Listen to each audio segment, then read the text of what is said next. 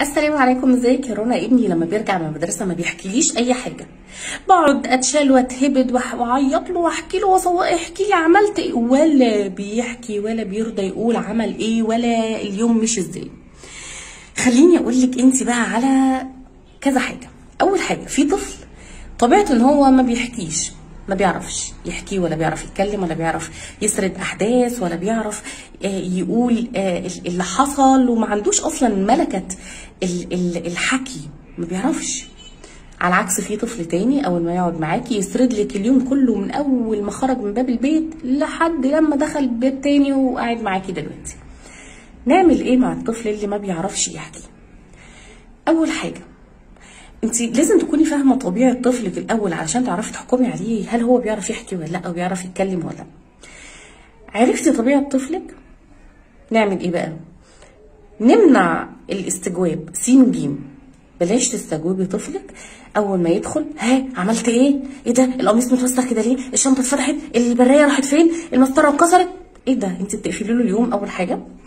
تاني حاجة، انت لو هو عنده استعداد انه يحكي لك موقف مثلا حصل معاه، اتخانق، هيخاف، اتضرب هيترعب يحكي لك، ضرب حد مش هيرضى يقول لك، وانت عماله تستجوبي، اكيد ورا الاستجواب ده حاجة، والاطفال اذكياء اللهم بارك.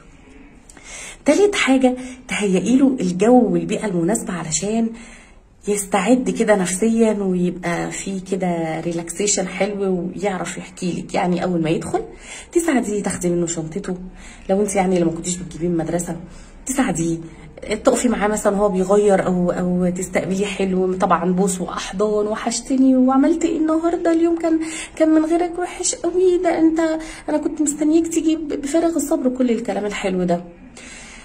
هتحضري له ساندوتش عقبال ما تتغدوا، او هتجيبي له فاكهه، او هتعملي له عصير، ايا كان الحاجه، وانت بقى قاعده في الحته دي بتحضري له مثلا العصير او بتعملي له الساندوتش. هنا يبدا بقى ايه؟ كلام التخاطيف.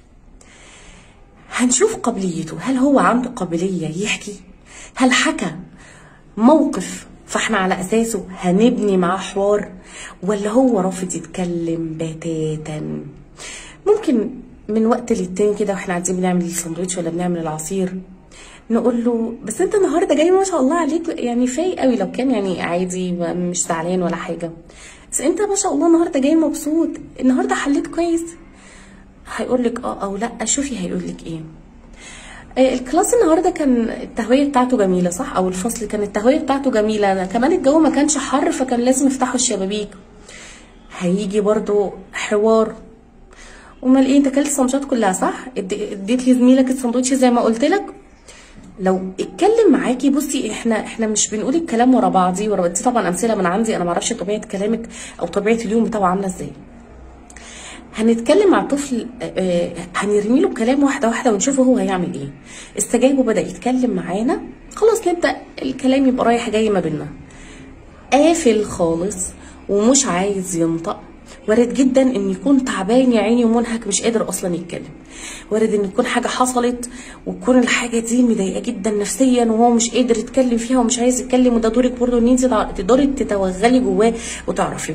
بالاضافه طبعا اللي في حاجه اسمها جروب واتساب بتاع الامهات او البيرنتس، يعني الام والاب، المس لو انت في حد بتتابع معاه تساليه، لو في حاجه انت شاكه فيها، حاجه حصلت او حاجه انت مش عارفه توصلي لها، ممكن لو انت معاكي رقم ولية امر او حد ناني مثلا تساليها حاجه حصلت ولا لا.